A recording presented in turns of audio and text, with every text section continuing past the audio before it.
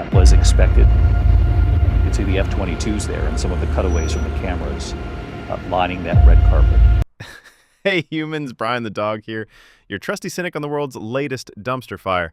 Ended votes today's hot mess includes, I'm forgetting, Trump and Putin playing friendly chess in Alaska, India celebrating independence like it's a 3-hour Bollywood special, and Trump considering buying Intel because capitalism, and $725 stimulus checks for those surviving the economy, and Newsom dealing with federal agents crashing his party.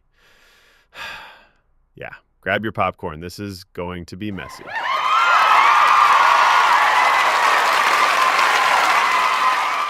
And speaking of global chess and diplomatic eyebrow raises, let's start with the OG dealmaker himself. Trump and Putin summit in Alaska. Donald Trump and Vladimir Putin are meeting today in Anchorage, Alaska, for what's being billed as a peace summit over Ukraine.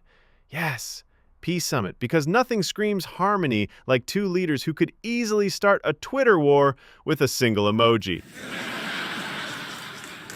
President Trump there at the top of the stairs, Air Force One. Trump claimed Putin, quote, won't mess around with me, end quote, in Trump speak probably means he'll do exactly what I want, but I'll still take credit. And the White House says a joint press conference is scheduled, so expect awkward smiles, firm handshakes, and probably Trump calling it a tremendous victory for America before anyone else agrees. The summit is happening at Joint Base Elmendorf-Richardson, which is technically military territory. So yes, diplomacy is meeting real-life armed security. And yes, the media is already lining up with cameras to catch every smirk, pause, and eyebrow twitch because that's news now. Basically, Alaska's about to host a reality TV show starring two grown men who can't stop talking about themselves. From icy Alaska to the tropical heat of patriotism, India's Independence Day celebration is next. Let's see how Modi is doing without a tweet to escalate it. India's 79th Independence Day. In August 15, 2025, India celebrated its 79th Independence Day with Prime Minister Narendra Modi delivering his 12th consecutive Independence Day speech at the Red Fort in Delhi. Clocking in at 103 minutes, this is officially the longest speech in his Independence Day career. And yes, it feels like 3 hours if you're not drinking chai. He honored the Indian Armed Forces for their valor in Operation Sindoor, responding to a terror attack in Pahalgam. Because nothing says national pride like praising soldiers and reminding everyone that diplomacy sometimes comes with fireworks. Modi also announced plans for India's first Made in India semiconductor chip by the end of 2025, signaling the country's push for tech self-reliance. 3 hours of patriotic storytelling and chip dreams, basically a Bollywood movie without the dancing, but with the same emotional overdrive. Here's a lot of the Modi that we go to the data were. Google even dropped a special doodle featuring cricket, cinema, space, and chess because obviously the whole world needs to celebrate India's independence like it's a global holiday. And speaking of chips, let's shift from silicon dreams to actual corporate chips, Trump and Intel. We have a meeting. Trump eyes U.S. stake in Intel. Apparently, running a country isn't enough. Trump is reportedly considering taking an equity stake in Intel Corp. Why?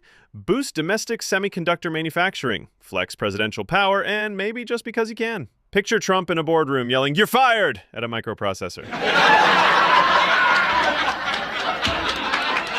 It's national security meets reality TV with a side of chaos. Intel CEO Lip-Bu Tan reportedly had a mild panic attack before realizing this was probably just another Trump PR stunt. The U.S. government's stake would theoretically help Intel compete against foreign competitors, especially in Asia. So yes, this is serious national security, but also Trump.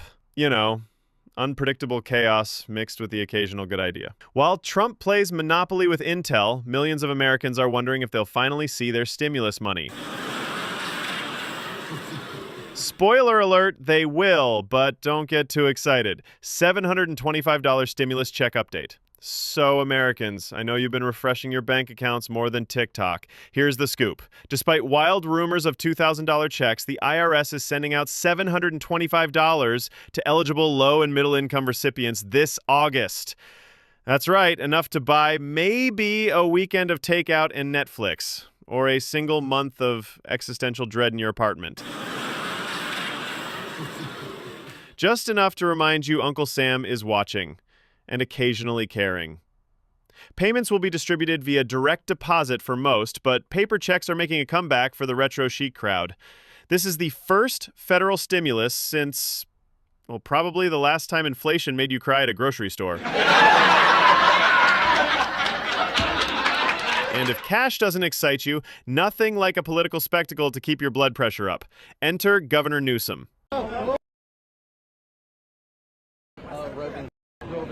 Newsom and Border Patrol incident.